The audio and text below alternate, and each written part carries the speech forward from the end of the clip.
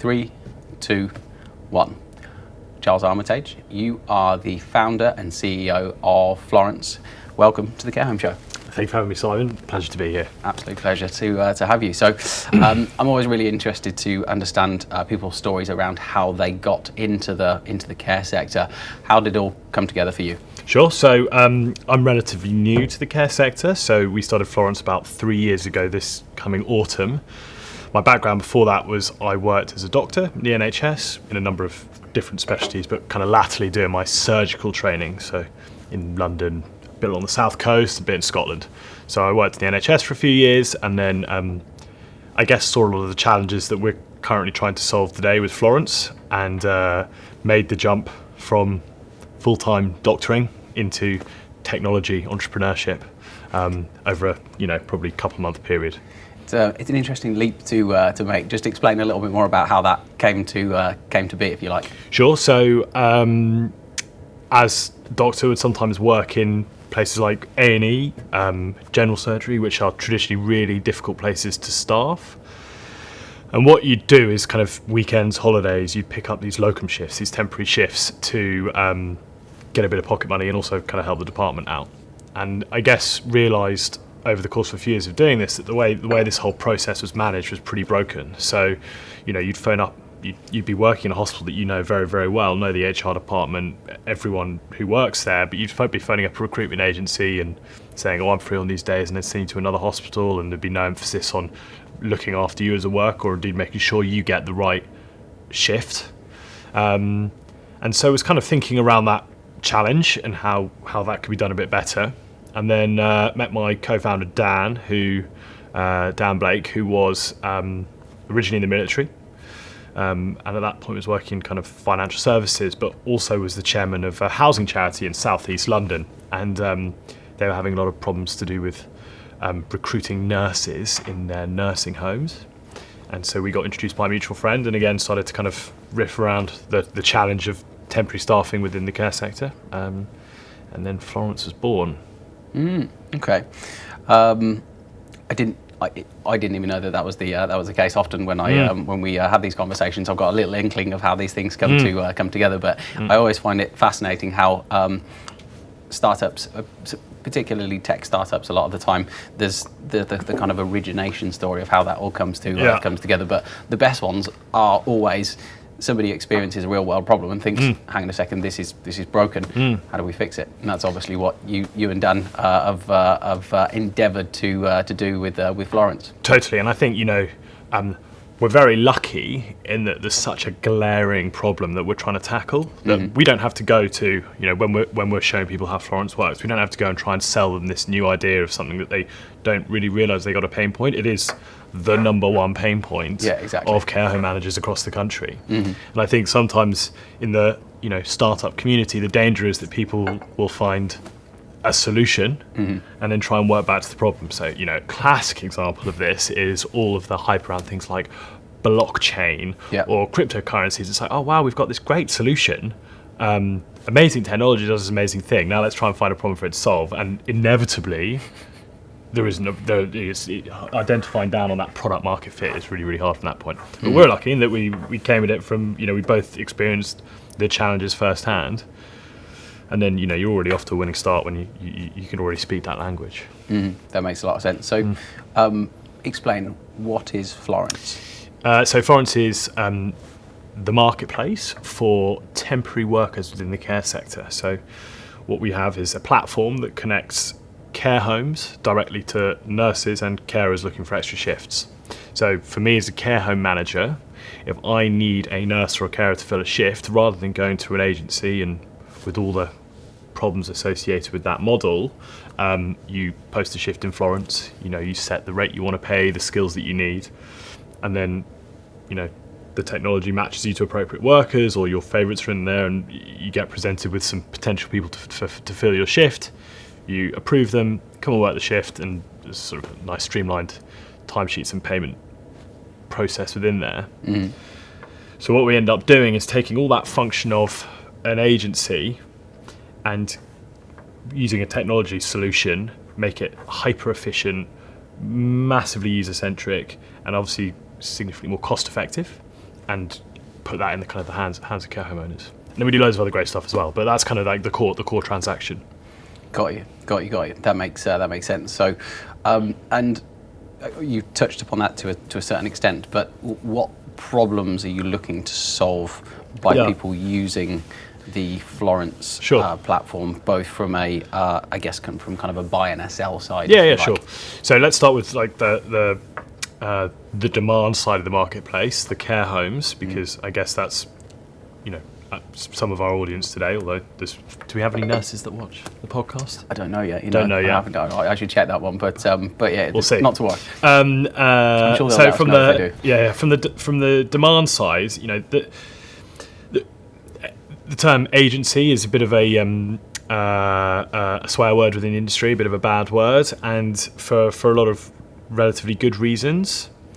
The problem is that it's hard to differentiate that kind of agency model from the actual end staff who are doing the shifts. Yeah. So, my opinion is, and I think probably if you ask most people, they would agree with this, that having a degree of flexibility to your staffing pool is incredibly important. And actually today, about 10% of all shifts within the care sector are filled by temporary workers.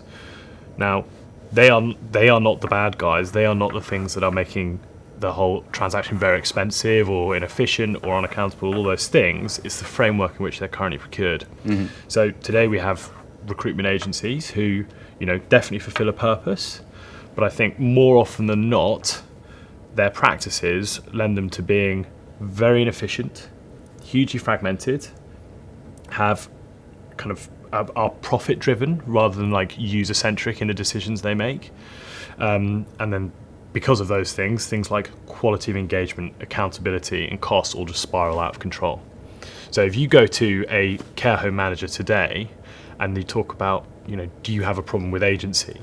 They'll all say yes. They'll all say we have an over-reliance on agency staff. And if you drill down into what the actual challenges are within that, it is not the fact that they have agency staff, it's the fact that they spend too much money on agency staff and they don't get the quality and the continuity that they would get with their own staff. So what we're trying to do is turn it on the head and say, look, having flexible and temporary workforce is an inevitable part of what you need to have to run a care home. How can we give it to you in a way that is cost effective and as high quality, if not better, and more accountable than your own permanent staff? And then, so how does that then? How does that then show up in the nurses world, if you like? So that's the operator side of things. Though, what's the value add for a nurse or a carer who's looking for a shift? Yeah, totally. So I mean, you see it in a lot of different industries now that the world of work is changing, and people want to be able to take more ownership and control over how they work. So if I am a mother in my 40s and have childcare responsibilities and whatever other personal kind of commitments I have in my life, I will appreciate massively the flexibility to be able to fit my work around my own personal life. And you can see that in like the rise of kind of the gig economy, people wanting to be able to kind of switch on and switch off and not necessarily work the same shift patterns that's given to them. So flexibility is a massive reason for our nurses and carers. It's probably the main one. We like to think that they do earn more money than they would do through an agency, and that's driven because we have this technology-focused solution. We're very, very cost-effective. So that kind of margin that an agency would take, we narrow it down massively, give it back to the care home as savings, and to the worker as higher wage. And then the third thing that they appreciate, I think, is the user experience in the platform. So as you're a millennial. Yeah, I think I count them. Yeah. As a millennial, I'm sure you like just being able to go onto your phone and order a taxi or a takeaway or whatever it is. Yeah. For me personally, the ability to find work just on my phone rather than like having to phone up agencies and kind of go through that back and forth process, get paid straight away, get all those value adds of like training, professional development, all these things. I think that's the way people like want to work these days, is be able to manage that whole portfolio within like easy access. Better, faster, cheaper type model. That's the wonderful thing with technology. I think that's one of the great things that technology platforms enable us to be able to do is to be able to do things better, you're not just improving what was previously done by it's not just a better version of what the agency world basically looked like. There's an awful lot of extra value that sits in around that, and it costs less. So totally, and I think and that's an interesting point, because one of the things that we need to make sure is we don't, if someone signs up to Florence, whether they be a nurse or a care home, we don't have any contracts with them or minimum usage requirements, or you have to do 4 shifts a week or whatever it is.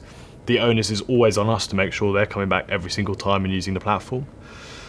So for us, not only does that mean we have to provide a really good core service, which for care homes means getting exactly the right member of staff in at exactly the right time, at exactly the right sort of efficiency and cost point. But it also means then, how can we think about other value adds that we can start bringing on, that we can then give back to our users to keep them within the platform. And we talk about stickiness and retention, and they're kind of the big headline metrics we always talk about. Is how often we're getting people to come back and go again and again. And I mean, ultimately, what you're going to achieve by providing even more value than the traditional model, as people's expectations increase, because of course they will do as time goes on. You're appealing to more and more of the mass market, which obviously the more people, the more clients that you're serving from an operator perspective. Their bottom lines being looked after, their quality controls being looked after, and then from the perspective of the nurses and the carers, they're in a position where they're earning more, their time can be spent more efficiently. There's more flexibility, and then there's the training development. Again, there's a huge amount of value that the platform can bring. So totally, it's no surprise that it's doing really well. I mentioned quality there. I think that's probably a really, really important question for us to be able to unpack. So if I'm looking at that and I'm thinking, maybe I'm not a kind of tech person or a digital native, or somebody that this might sound a little bit there might be a hesitance around it because it's not the agency that I've been used to ringing for the last 10 years. Explain, what are you doing from a quality control perspective to make sure that what you're doing is, if anything else, over and above that of a traditional agency? Sure. So, from the word go, we've always had a very good understanding. I've definitely had a very good understanding of the requirements of the CQC and what it means to be regulated, and myself have gone between hospital jobs and gone through the whole DBS, statutory training, mandatory training, referencing, all of this stuff that is just it is baked into health and social care jobs. And so we know that if we have to do that, and we have to do that in the most robust way we possibly can. So what we have is, let's say I'm a nurse that signs up to the platform, they go through an automated onboarding stream within the platform that includes training, NMC pins, 2 references, full work history, DBS, insurance, the list goes on. And then the whole idea is, obviously that's kind of verified by us at our end, and we help them through that process. But the whole idea is, once a nurse has built their professional portfolio, their profile with all these bits of information, they're then freely able to book their shifts. And me as a care home manager, when a nurse applies to one of my shifts and I think about working with him or her, all of that information is there for me right up front. I don't have to get a profile from an agency that may or may not come through. I can see, before I work with a nurse or a carer, everything that I could possibly want to know about them.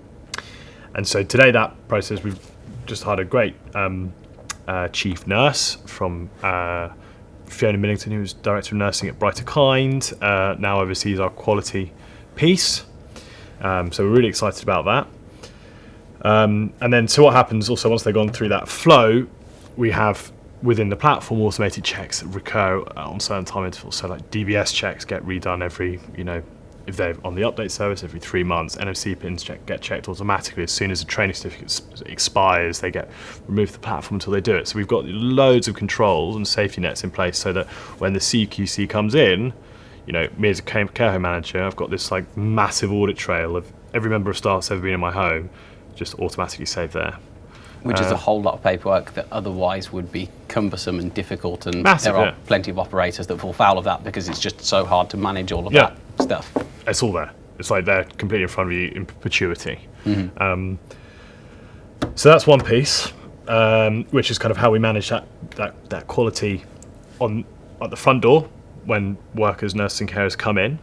And the thing that kind of gets me much more excited, and I think where one of the real value adds, is that ongoing quality piece. So after every single shift, both the nurse or carer and the care home manager rate each other in a number of parameters. So nurses get rated in their punctuality, their documentation, their safety effectiveness of care, and their reliability as well. And out of 5 in each domain. And then me as a care home manager, whenever I then want to book a nurse or a carer, I can see their full history of ratings. So I can say before I hire one of these nurses, well, this is a 5-star nurse. He or she has done 100 shifts and has scored really highly in all these domains. I definitely want them to come through my door. Mm-hmm. Similarly, for a nurse or carer, and we think about them probably more than we do care homes actually, is for them, they can have a look at this raft of shifts that are on offer, and they can go, well, actually, this care home over here has got, it's falling down on its handover score. So, maybe I don't feel comfortable working there. And the interesting thing about what these ratings have done is it's not about necessarily weeding out the bad eggs, the bad workers or the bad homes, although that does happen. It's all about making sure everyone kind of comes up to a certain level. And I'm sure you've probably experienced this when you use Airbnb. You're being rated, so you tend to treat the property with a bit more respect. You care about making sure the neighbours don't get pissed off. You don't mess it up on your way out. And that's all driven by the fact that you have a profile that's going to affect your future ability to use the service. So, and we found we don't have a way of finding good nurses or carers, but we definitely get universal feedback that people really like the nurses and carers that are on Florence because they're all incentivized to make sure they turn up early, give a good hander if you're a care home, do your documentation properly, make the nurse or carer brought into the team and make them feel properly inducted and kind of safe. Mm-hmm. And lo and behold, if you do those things, people have a good engagement. There's an element of kind of like Darwinistic kind of self-selection within there as well, isn't it? But ultimately, the good operators and the good nurses and care workers, they're going to be in the strongest position because they're just doing stuff properly. Sure, but then also on the other side of things, if something bad does happen, I'm not going to lie, bad stuff does happen. If a care home rates a nurse in 1 star in their compassion, let's say, we get flagged to us, so any kind of 1 or 2 star scores get instantly flagged to us, so we can be really proactive about finding out what exactly has gone on there. So, 1 star rating comes through, first thing we do is we get on the phone to both those parties and find out what's happened. Yeah. And, being proactive in the way you're looking after your customers rather than reactive, it makes such a big difference, because for a normal care home manager with a normal agency, they wouldn't have that kind of feedback cycle. And so not only does it make people feel kind of more looked after within the platform, but it actually means that if there's something going wrong, you catch it straight away. That makes sense. How do you balance the needs, having 2 different kind of client groups, if you like? How do you balance the needs of the 2 against each other effectively? Yeah, it's really hard. So we have on our kind of demand side care homes, and on our supply side nurses and carers. We've always been, we say, 51% nurses and carers, 49% care homes, and whether that's in our kind of the product decisions we make, or who we spend more time marketing to, or the kind of the size of the team internally of who looks after who, it's always very slightly skewed to the workers. And I think that's important because, while care homes are important, I certainly come from the side of being one of those workers, so I think I empathise with, the needs and humanity of those people. Mm-hmm. But then it is hard because there are conflicts. So for me as a care home manager, I want to be able to have the ability to, cancel a shift occasionally, or have a wide selection of, I want to have the widest selection of work as possible for a shift. But then the challenge is that if I'm cancelling shifts or letting people down for shifts they've applied to, whatever it is, then although that suits me as a care home manager, for the nurses and carers on the other side, it's a really, really bad experience.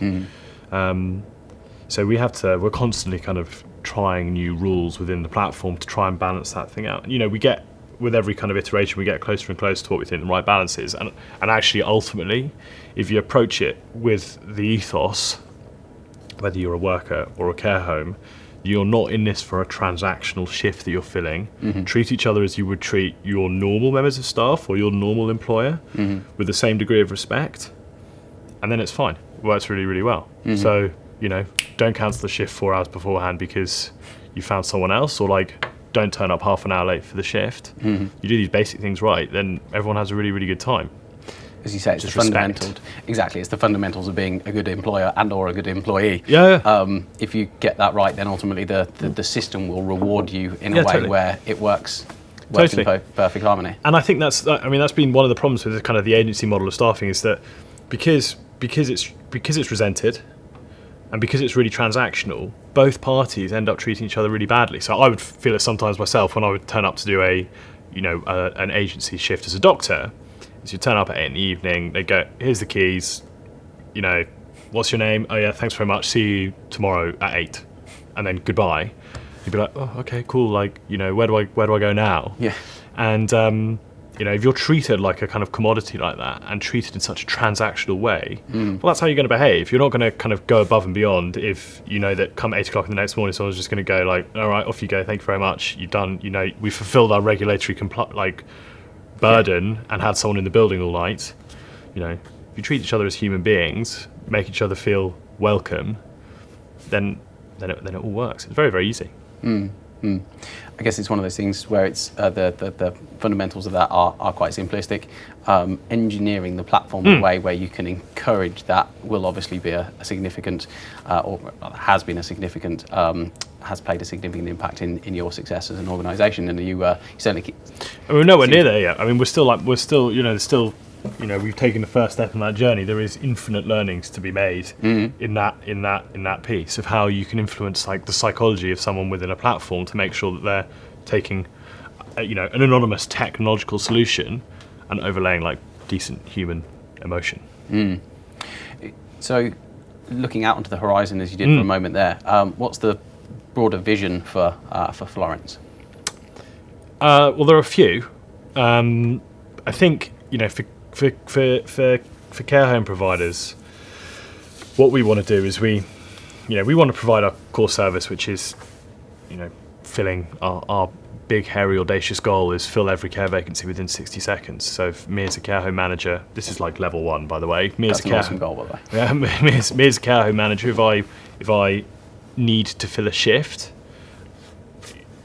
post in Florence and it's completed and you've got the perfect worker in 60 seconds. So that's kind of one transactional piece. But what we really want to do is kind of remove the whole staffing burden and pain point for care home managers. And I imagine if you speak to most care home managers, CQC keeps them awake at night and staffing keeps them awake at night as well. And they're kind of fairly closely linked, but it's definitely up there on most care home managers' pain scales. And what we want to do is give people the tools that allow them to manage not only their temporary workforce, but their own workforce in a much more efficient and pain-free manner. And if that kind of includes slightly blurring those lines between those two types, and that's kind of what we want to do. Sure. So if we look at, I'll go back to some of the pain points with temporary staff as currently seen, cost, quality, and continuity. Well, if you can provide a temporary model, a flexible workforce model that is cost-effective, high quality, and has good continuity, then what is the difference between that and your normal workforce? Apart from some back office admin, and actually, if we can kind of take on some of that burden ourselves, that'd be great. But I'd like to have the point where all nurses, all carers across the UK are registered to Florence, all care home managers are on Florence, and we have like a hyper-efficient marketplace where people are really freely able to trade their labour, work wherever they want, when they want, in like a really, really constructive way. That makes a lot of sense, and I think that serves the market genuinely serves the market Well, we on hope so. both sides Yeah. in really quite an impactful way as well. So it's a big, bold vision. I do love a big, bold vision. Yeah, we'll see. We'll see. Baby steps, but we'll get there. I mean, half the idea of having a vision is to have the almost amorphous thing at the distant end of the horizon, isn't it? It's the part of your reason for getting up in the morning is making sure that what you're doing on a day-to-day basis, you've got something to kind of strive for out in the distance and things like that. But yeah, it's a great vision, and I look forward to seeing it one day. Hopefully. Fingers crossed. Yeah. I know you've just raised an awful lot of money to help you to go and take some big bold steps towards achieving that vision of yours. Yeah. Tell me a little bit about the investment, the funds that you've raised, and how you're planning on deploying that capital so that you can start scaling up. Sure. So we raised our Series A round in. Congratulations! Thanks very much. In a couple of months ago, which is great because first off, I think it's like a really nice and important waypoint for the current team who've been there from the beginning as a validation for everything that we and they have done so far. Yep. So, ever grateful to the people who are actually kind of doing this rather than myself who kind of flounces around a little bit. But so that's one really important point. What it allows us to do is two things. Firstly, it gives us a degree of certainty about our longevity. So going from scrappy startup where you're not really sure if you're going to make payroll to now knowing, right, we've got, probably 3 years of solid runway. We expect it to go on longer than that, but worst case scenario, we've got 3 years of really solid runway that allows us to execute our plan. Now, the plan for care home providers out there who, naturally risk-averse population, I guess we like to be able to display that, hey, look, we're a serious company now. We're here. We're going to be around for a long time. We have grown up and we've got some serious processes in place. That's quite a nice badge of honour for us, I think. And then it's about what we're actually going to do with the money, and it's just keep repeating that formula that's going to get us to that point of every healthcare, every care shift filled within 60 seconds. So it's keep making improvements to the product, keep getting more nurses, more carers, and more care homes on board. Until we have basically across the country like a super dense network of people interacting on the platform. And then there's some other extra stuff we want to do as well, like little fun add-ons. But one thing that I enjoy about our conversations and that the conversations when I get to chat to Dan is the fact that you've got a new area where you've kind of created the marketplaces. You're kind of landing and expanding in these different areas, and the quantity of the country that you're covering is just growing all of the time, which is obviously fantastic to see, because it's those baby steps that are going to get you ultimately to that kind of mass market dominance, if you will. So, but it oscillates as well. Like you talk about coverage across the country, like what's the date today? It's like the 6th of August or something. So, bang in the middle of the summer holidays, and we kind of slightly felt this problem last year, but we're now probably about 8 times bigger than we were this time last year. And so we've suddenly like, oh crap, everyone's gone on holiday. This is the nurses and the carers. And so we're dealing with like see all the numbers on the board starting to go red with all the shift fill rates. And we like to be very data driven. It's kind of an overused term, but we're like obsessed with our operating metrics, obsessed with our dashboards. Everyone gets like super detailed reports on their, big numbers all the way down to super drillable reports. Which is great, but it means you're also like super switched on to when things start going the other way. So if I look a little bit haggard this morning because of that, but we'll be fine. I guess there's always going to be an element of seasonality in the workforce market, as it were, because people go on holiday. But we should be able to tackle that. So this is what frustrates me about it, is that we have the ability. We know that's coming. We know the people that are there. And we have like a technology solution that theoretically seamlessly connects people together. So actually, this pain point is quite good for us because it's making us really like look at some of the algorithms we have around matching and really tighten them up. So come Christmas or next August, we're going to be sweet. So can you overinflate on your on the, let's say, the new worker acquisition side of things to be able to balance out any kind of deficit relevant to the demands of the care home sector? You can. The challenge there is that because we have this kind of big stream of compliance checks that you need to do, the time difference between someone registering and then being able to work a shift is quite long. So it's not like I can switch. To preempt that. To build preempt that into it. Preempt it. And this is where the algorithms, of course, come in, because you can go and track all the data and the trends and all that stuff. Exactly. So we kind of saw a little blip in August last year, but the sample size wasn't big enough for us to kind of like draw conclusions from it. But now we've seen this big sample size. Like, okay, cool, fine. Well, we've learned from that. Like, sure. June next year, what do we have to do? So yeah, it's quite a repeatable formula, and you know the way the sort of the levers we pull to require nurses and carers are pretty good and repeatable, because we get a lot of it from, you know, Facebook marketing and kind of referrals and things like that. So it's quite easy to pull levers to bring people on in certain geographies to kind of flex demand. Mm-hmm. That makes sense. So obviously, we're talking about the workforce, the kind of frontline workforce of the UK from a care and from a nursing perspective. What do you think the future of that workforce looks like? It's a big question. So I think, you know, we're dealing in society with some pretty macroscopic challenges that I don't think we've necessarily woken up to yet. So today in the UK, for every person over the age of 65, there are 3.5 working age people that can care for them. Not that you necessarily need care over the age of 65, but we just take that as a sort of arbitrary cut-off. So people over the age of 65, the ratio of them to people between the age of 16 and 65 is 3.5 to 1. Now, in 50 years' time, that's predicted to go to 2 to 1. So there's this massive ratio change between people who are kind of active participants in the workforce and people who are not. Now, we're at the kind of cutting edge of, I guess in the West, we're kind of at the cutting edge of this kind of this demographic shift towards an aging population.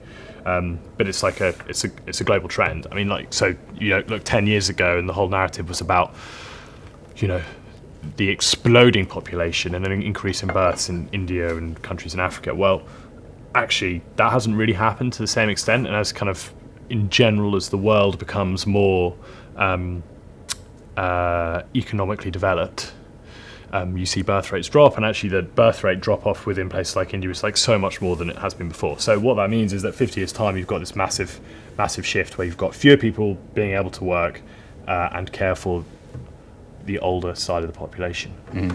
So we talked today about, you know, the challenges facing the care sector, and we're like scratching the surface.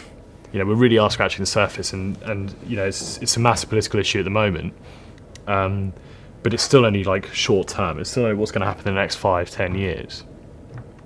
Now, at the same time though, as we need more and more people to look after kind of our aging population, the way that workforce across the whole workforce is changing is massive. So, you know, in 5 years' time, there will not be any more taxi drivers. That's guaranteed. In 10 years' time, there will not be any more supermarket workers. That's pretty guaranteed as well. And so there's going to be massive change in the kind of jobs that people do. There probably won't be that many doctors in sort of 20 years' time, but I tell you what, there definitely will be, and that's a requirement for absolutely loads and loads of care workers, because, you know, you look at as many Silicon Valley startups as you want, you know, Uber, Deliveroo, you know, Tesla, whatever it is, there's absolutely none of them that are able to emulate compassion and human interaction and care in the way that the caring workforce needs to do it. So we are literally the furthest we can possibly be from having a technology-focused solution to dealing with the aging population.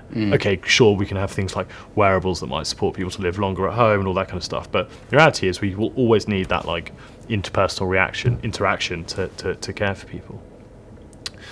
So where does that leave us? It leaves us with a massive potential challenge of how we get more and more people to work in the care workforce.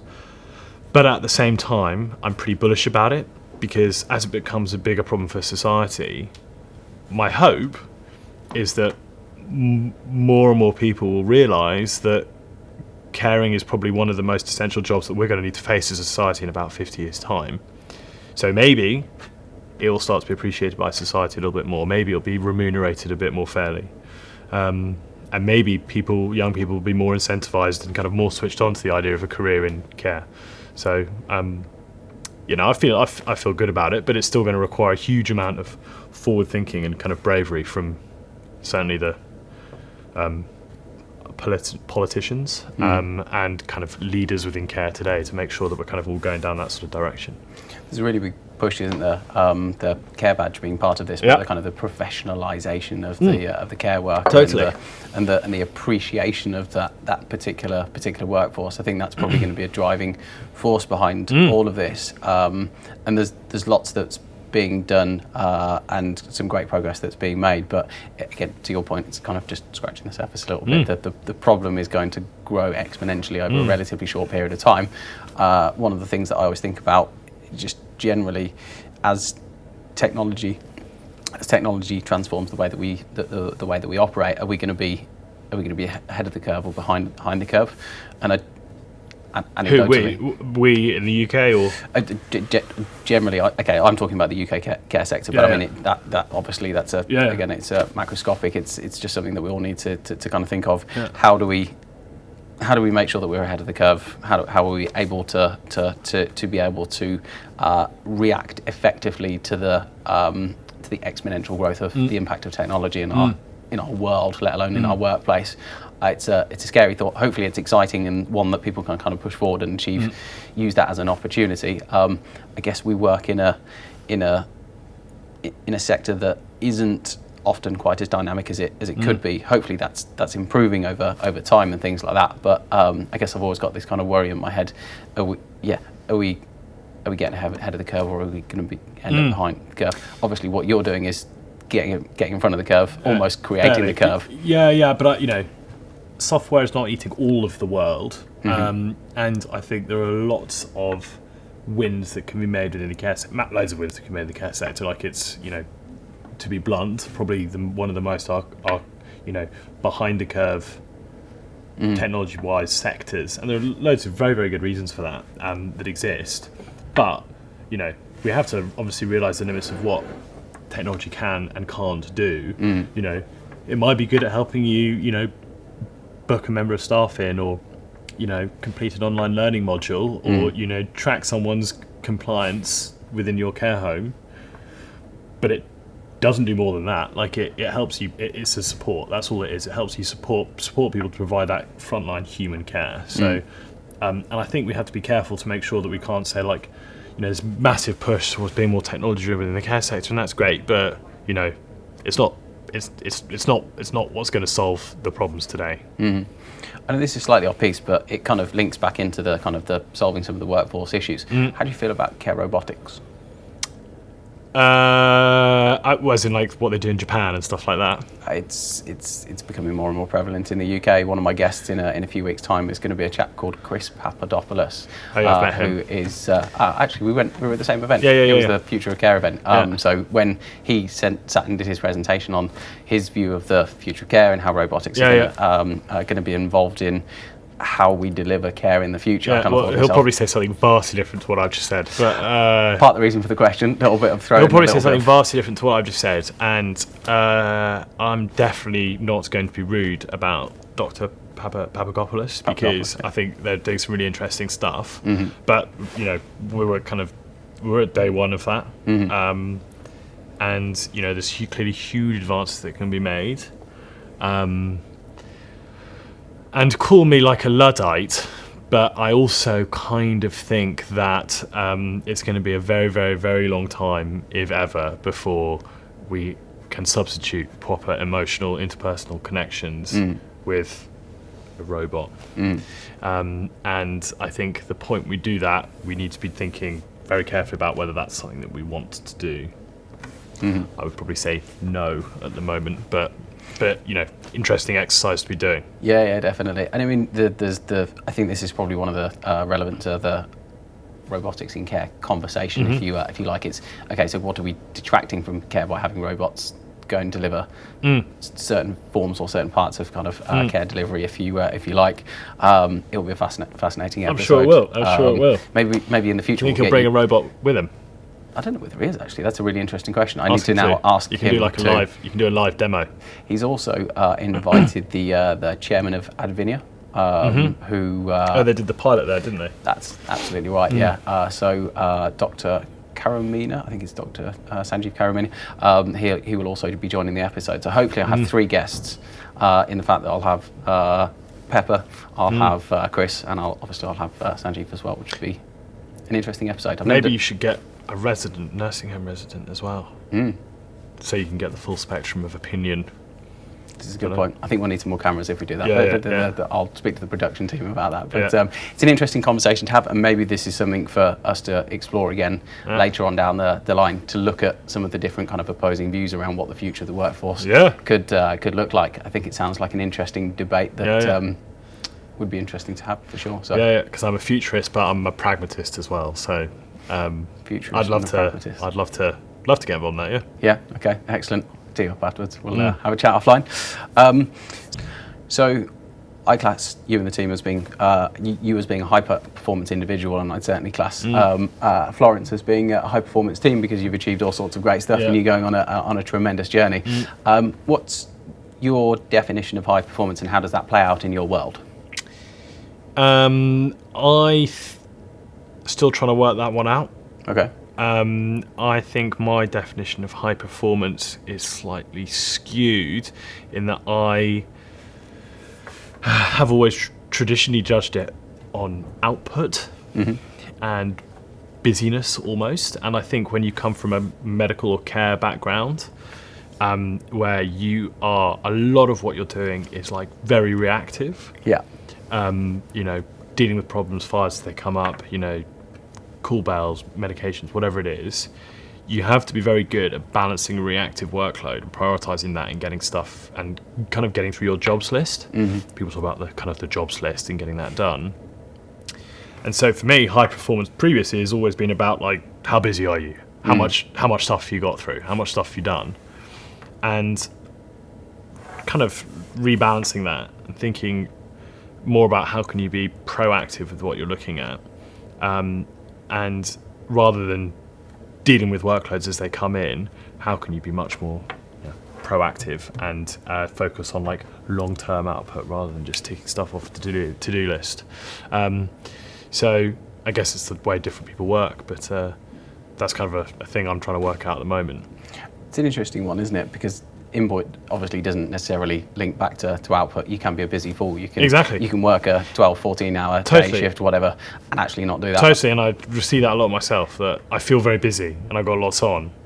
But then you sometimes get to the end of the week and you go, well, what have I actually achieved this week? Have I just, ticked loads of like small items off the to-do list as they come in without actually like moving forward? And that's something I'm trying to work out at the moment. I think as humans we're quite good at procrastinating, and I think we have to teach ourselves, we need to understand our kind of human behaviours and the reward systems that are attached to those things to engineer our life in a way where we can be more effective.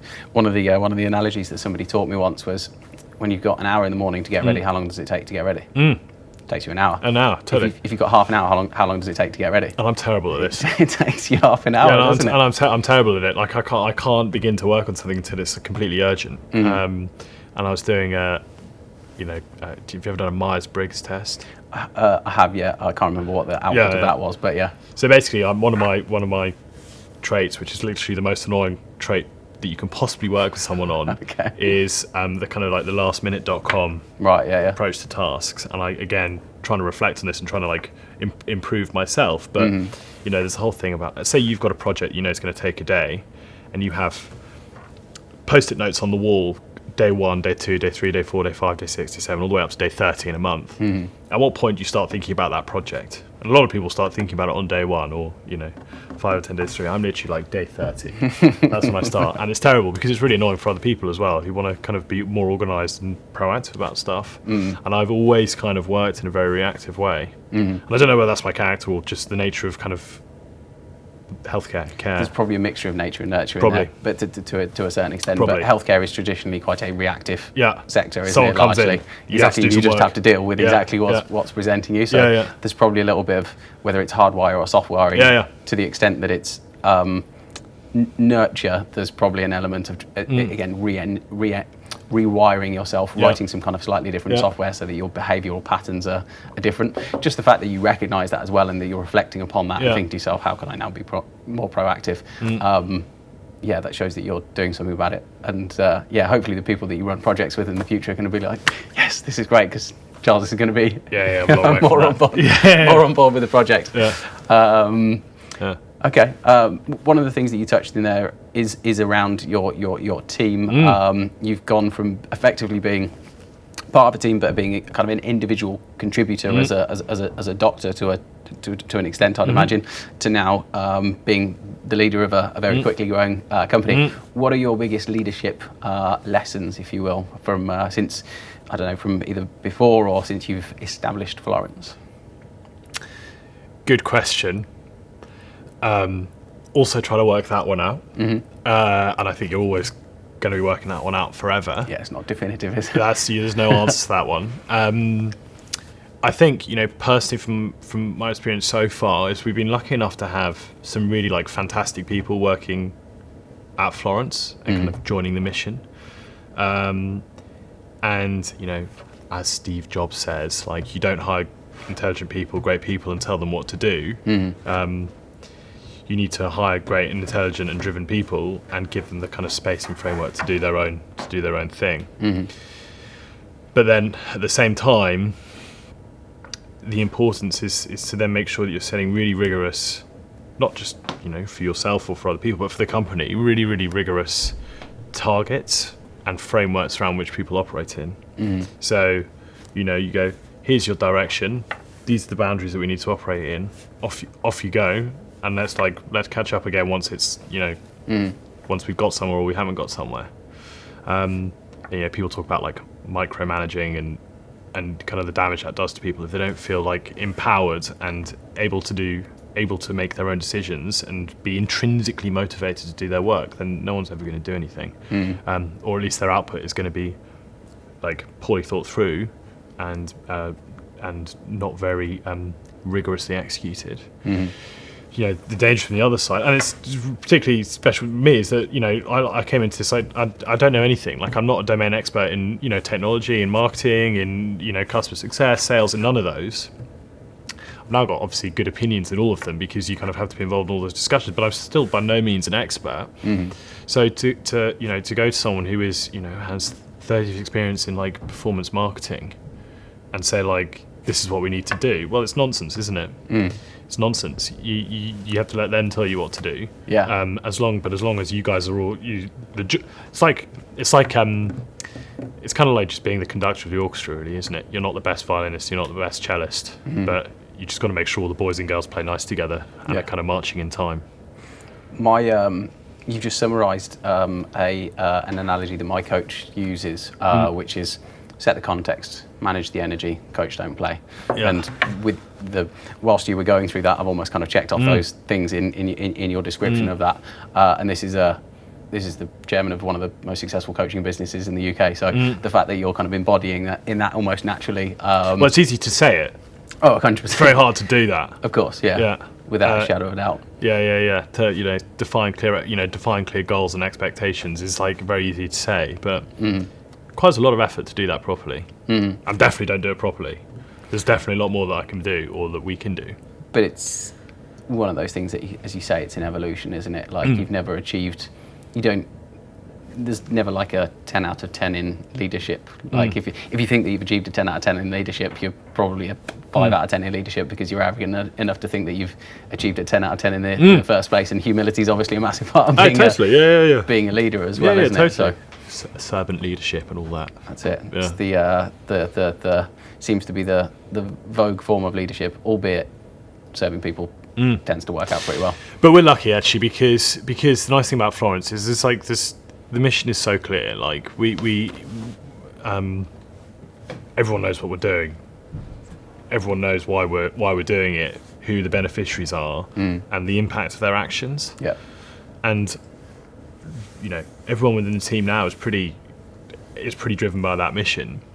And we don't have many people on the team who are massively profit-driven salespeople, or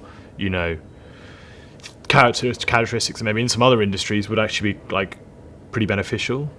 Everyone within our team comes from a background of kind of being compassionate and, you know, care about what you do, one of our values.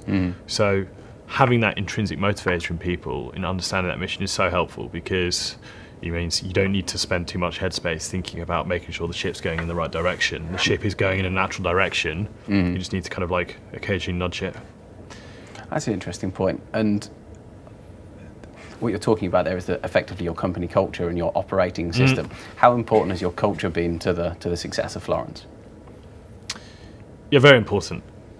Very important. So, you know, we had, you know, you listen to these podcasts about setting culture and stuff like that. So we, you know, went through a few iterations of it, and I think first iteration, I decided what I wanted the culture to be and put like 5 words on some slides and then start them around the office. And that's nonsense. Because that was like, what do I want? What do I think are important values to be showing as a company? And actually, what a culture is, it's about working out what your tribe, the group of people, especially from the early days, you know, the people that, you know, were there at the beginning, got the stuff going. That tribe of people, what characteristics do they possess that you want to make sure you're continuing out throughout the whole organisation? It's not the founder. Maybe I, you know, play a small part in it, but it's not me saying, oh, I think we should all be like really dedicated. No, it's like that kind of group of people at the beginning, 20, 30 people, whatever it is, what do they hold as important? So the most successful thing we did to define our culture was we spent months doing exercises, you know, where we were sentiment analysing stuff and like, you know, are we fun or nice? All this kind of, with a kind of a branding expert who works for us as our UX designer. So we went through this massive process and then came out with our outputs of our, you know, company values, which everyone is like super bought into. You know, we all owned that process. We all came up with it, and it's like, right, well, we are the tribe that's created these values. We have to live by these values. Let's go and do it. And it means as you grow, then people can, like, you know, tie you into that. What I find really, really interesting, okay, so you've invested time and effort into almost, I call it carving into stone your cultural asset. So you've got a very clear vision, you've got your values all mapped out, they mean something to you, there's real, that enables you to have purpose in the way that you operate. So there's still an awful lot of people that see culture as being somewhat esoteric and a little bit woo-woo and a little bit out there and just something that, oh, we'll stick on the website and that's our culture. Those are our values. The way that I look at it is that's your people operating system. So if you have a commercial entity, like, there's going to have to be a finance function. There's got to be systems and processes that sit within that. But that makes total sense. You wouldn't try and run a business without having systems and processes and a way of operating that.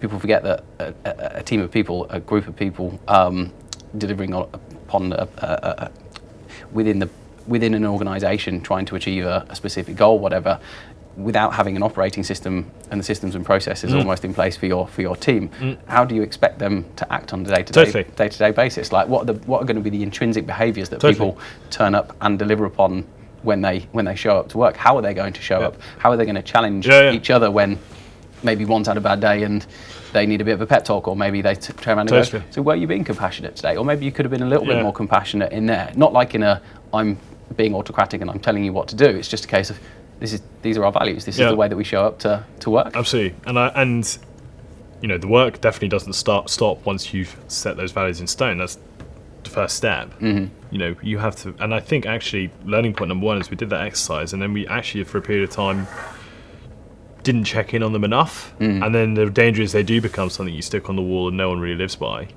And it's how you drag people back to that. So, you know, you need to be consistently checking in on them and being like, well, they perform part of performance reviews. You challenge people on whether they're showing their behaviours. So we're deciding on a product feature and we're like, right, you know, is that putting ourselves in their shoes? Is that us being user-centric in what we're trying to do? Or, you know, the way you interacted with that team member there, were you building a positive team? So you have to be constantly checking in on them, otherwise they become rubbish. One of the things that I've ended up turning this into a meme and posting it on LinkedIn, but it was something that kind of occurred to me off the back of a conversation. I can't remember, was it Peter Drucker who said culture eats strategy for breakfast or something like that? And I was kind of pondering on this particular point just because I thought it was impactful, but kind of what did that mean to me? And then I asked my team and things, what does that mean?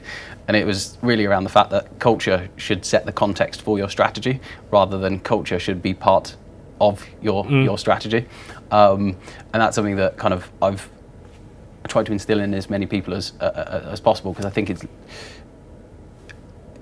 more and more, I think people are buying into that as a concept, and it's something that we spend an awful lot of time with our clients, helping them around their vision and their values, and helping them map that out so that they've got that people operating system.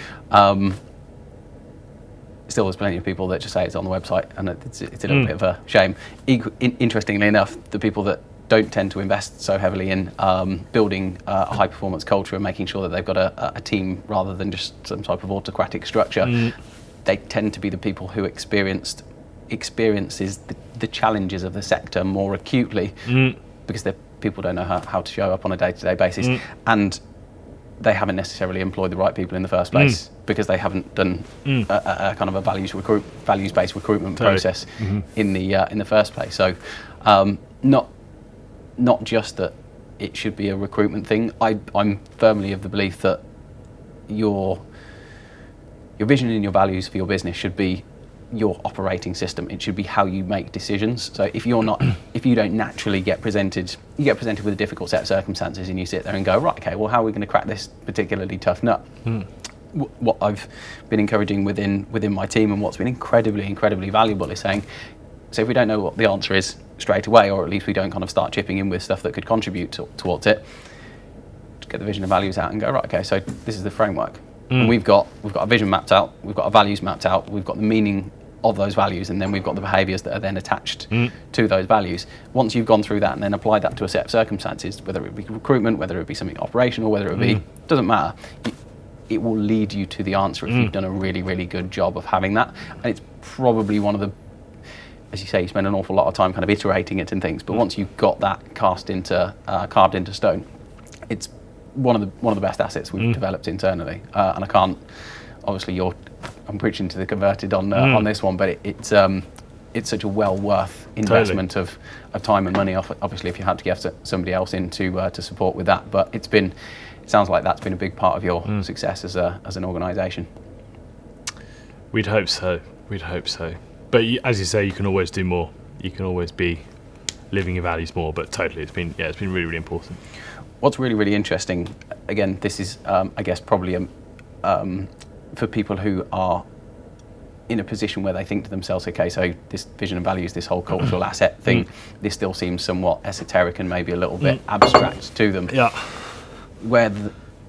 In my mind, okay, so if your team show up on this basis, operating in your business in the way that you expect them to be, and that's kind of a streamlined, high-performance team of people, that's ultimately going to reflect into your brand and your reputation as an organisation. So albeit it might sound slightly esoteric and a little bit fluffy, it's going to have a significant impact on pounds, shillings and pence, ultimately. So there's a direct return on investment, but I think sometimes people miss that point because they can't see how that affects the bottom line and growth.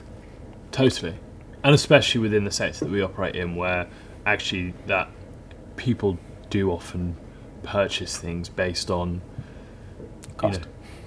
Cost, but also in if one of our values was like make money or die trying, we wouldn't get very far, and that would permeate into everything we did, all the interactions we had with clients and customers. If we were always chasing that bottom line, then you would struggle. But if it's care about what you do, then that translates really well. What? And sorry, no, go for it. And definitely, goes into everything we do. What's the best piece of advice that you feel that has best served you in your life? Yeah, it's probably in my life, or into entrepreneurial life. Wake up early or something. No, best piece of advice probably in certainly in this kind of like the Florence story so far is listen to your users.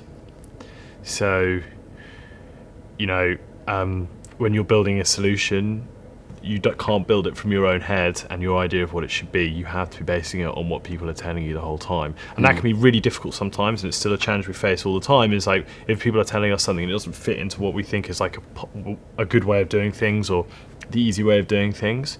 Okay, maybe sometimes you have to sacrifice that, and maybe sometimes you might know best, or you have to make a trade-off between, let's say, I talked earlier about balancing the importance of either side of the marketplace. So sometimes you can't always do exactly what users tell you, but you need to be listening to them, and you need to have as many channels of communication open as possible. So whether that's people on the ground, like going to visit people, speak to them in person, whether it's people on the phone, whether it's via your live chat, via your community, via Facebook, whatever it is, just open up as many channels of communication as possible and make them so visible to all of the business.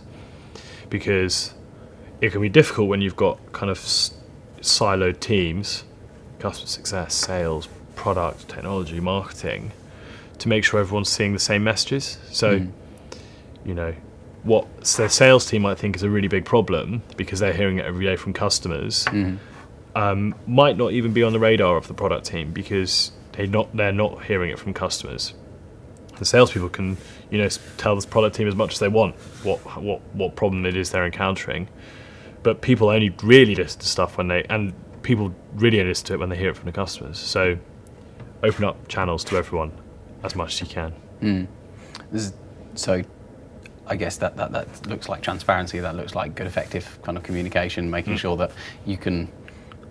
And then being able to act upon those lessons to ultimately make sure that you're being completely customer centric, which again is a bit of a buzzword, but funnily enough, really good pieces of technology, they tend to do a really good job of that. Yeah. Funnily enough, there's no. And we again with all these things, we definitely don't do it well enough, but we think about it. So and we try and do it. We always try and do it better. But there are stories of people. And there's a huge amount of there's a lot of sort of like rhetoric and kind of like fake narratives about it. People like to tell stories about how like amazingly customer centric they are, and I'm sure they are. But if I say like we're massively customer centric, I know that there would be people in Florence who would go like, no, we're not. We can do so much better, and I think we can do a lot better. That's the whole point of having a big bold vision that you can keep striving for everything that you can. I think the main thing is being focused on like having a virtuous cycle of improvement. So knowing where your shortcomings are and saying, okay, well that's okay for the moment, but we need to be better. We need to keep pushing forward with this to make sure that we're not standing still. We're not standing still, but also as people get used to partaking in the gig economy, let's say, their expectations are going to change. So as much as what you could achieve a 10 out of 10 today, from the perspective of expectations internally and externally from the customers that you serve, that's going to change tomorrow, and it's going to change next week, and it's going to change next month. So again, are you keeping in line with the curve? Are you sitting below? Are you trying to be proactive and things like that to make sure that you're ahead of it? And just the fact that you're thinking about it shows that you're looking at the horizon and making sure that you continue to strive for the best. Hopefully. Certainly seem to be doing a good job of that. So, last question, just before we wrap things up. If you were to give somebody entering into the care sector at any level one piece of advice, if they were looking to have a, let's say, positive impact on the sector, what would that piece of advice be?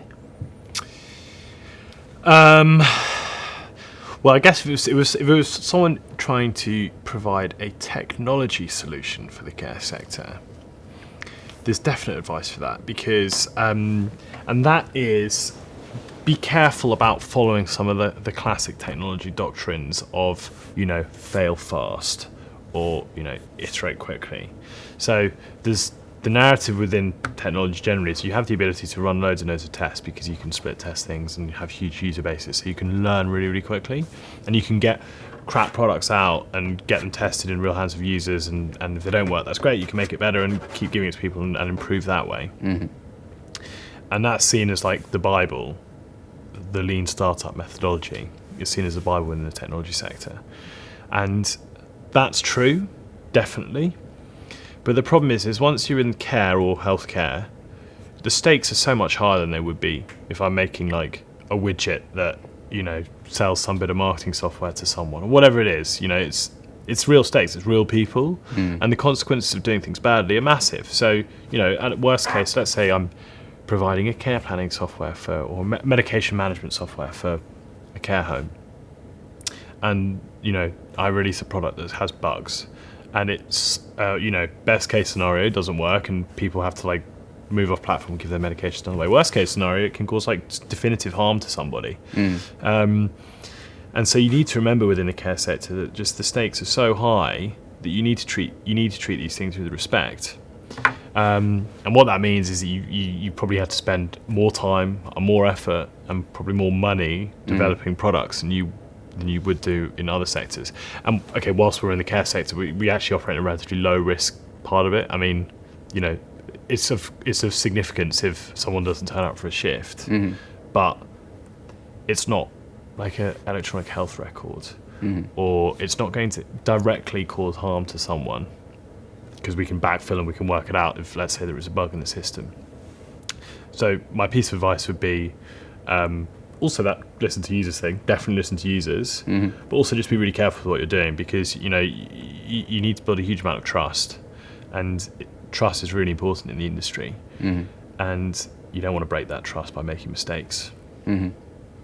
Good advice, for sure. Was there a wider piece of recommendation for somebody coming into the sector from outside coming from a technology perspective? Just wider thing. As everyone that's worked in care or healthcare would say, it's massively rewarding, and whether that's coming from... Personally, when I was at Oxford, I didn't get a huge amount of pleasure from the treating of the patients or the residents. There was some satisfaction there, but that wasn't why I turned up to work. The thing that I really liked was all the other people that work in healthcare and care. Nurses, carers, managers, whatever.